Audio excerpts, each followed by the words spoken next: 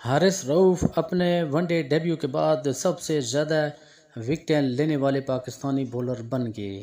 29 سالہ پیسر اکتوبر 2020 سے اب تک 23 ون ڈے میچز میں 25.47 کی اوسط سے 44 وکٹیں حاصل کر چکے ہیں۔ قومی ٹیم کے فاسٹ بولر حارث رؤف اپنے ون ڈے کیریئر کے ڈیبیو کے بعد سب سے زیادہ وکٹیں لینے والے پاکستانی بولر بن چکے ہیں۔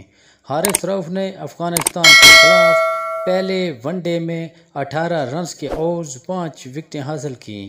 انہیں اس کارکردگی کے عوض مین آف دی میچ ایوارڈ ملا۔ 29 سالہ حارث رؤف اکتوبر 2020 سے اب تک 23 ون ڈے میچز میں 25.47 کی اوسط سے 44 وکٹیں حاصل کر چکے ہیں، جو ان کے ڈیبیو کے بعد سے اب تک کسی بھی پاکستان بولر کی حاصل کردہ سب سے زیادہ وکٹیں ہیں۔ شہنشاہ آفریدی اس عرصے میں 18 اننگ میں 32 وکٹوں کے ساتھ دوسرے، محمد وسیم جونیئر 14 اننگ میں 24 وکٹیں لے کر تیسرے، نسیم شاہ 9 اننگ میں 24 وکٹوں کے ساتھ چوتھے، جبکہ محمد نواز 13 اننگ میں 20 وکٹیں لے کر 5ویں نمبر پر موجود ہیں۔ حارث رؤف اسی عرصے کے دوران 78 ٹی20 وکٹیں حاصل کر چکے ہیں، جو دنیا میں کسی بھی بولر کی حاصل کردہ سب سے زیادہ وکٹیں ہیں۔ یاد رہے کہ ہمبنٹوٹا میں 3 میچوں کی سیریز کے پہلے ون ڈے میں پاکستان نے افغانستان کو 142 رنز سے شکست دی۔ 202 رنز کے ہدف کے تعاقب میں افغانستان کی ٹیم 19.2 اوورز میں صرف 59 رنز بنا کر آؤٹ ہو گئی۔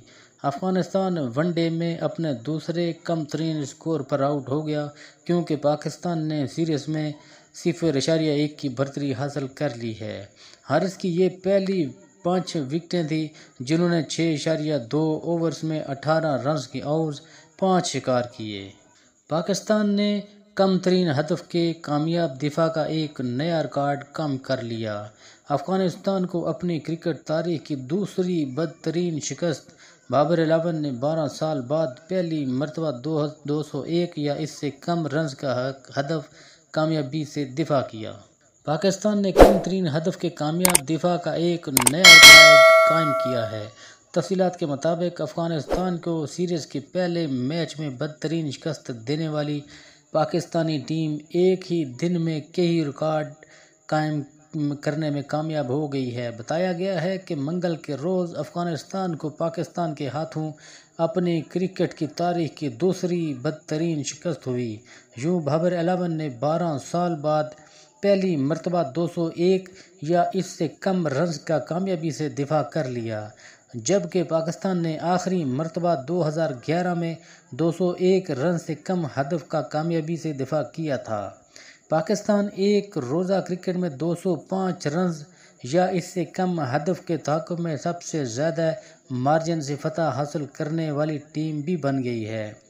52 سالوں میں پہلا موقع ہے کہ جب کسی ٹیم نے 205 یا اس سے کم رنز کے ہدف کے دفاع میں 120 یا اس سے زائد رنز کے مارجن سے فتح حاصل کی۔ ناظرین، پاکستان نے 3 میچوں کی سیریز کے پہلے میچ میں افغانستان کو 202 رنز کے ہدف کے دفاع کے دوران 142 رنز کے مارجن سے شکست دی، جو 52 سالوں کے دوران کسی بھی ٹیم کی جانب سے 205 یا اس سے کم رنز کے ہدف کے دفاع میں حاصل کی گئی سب سے بڑے مارجن کی فتح ہے۔ اس سے قبل یہ اعزاز جنوبی افریقہ کے پاس تھا، جس نے 2018 میں 199 رنز کے ہدف کے دفاع میں زمبابوے کو 120 رنز سے شکست دے دی تھی۔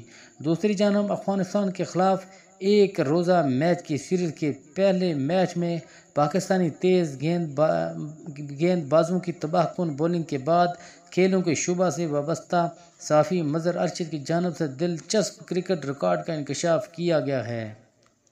ناظرین، مظہر ارشد کے مطابق 2019 میں ورلڈ کپ کے بعد پاکستانی تیز گیند بازوں نے 27 کی شاندار اوسط حاصل کی۔ رواں سال شیڈول کرکٹ ورلڈ کپ میں شرکت کرنے والی 10 ٹیموں میں سے کسی بھی ٹیم کے تیز گیند باز گزشتہ 4 سالوں کے دوران اتنی اچھی اوسط سے وکٹیں حاصل نہ کر سکے۔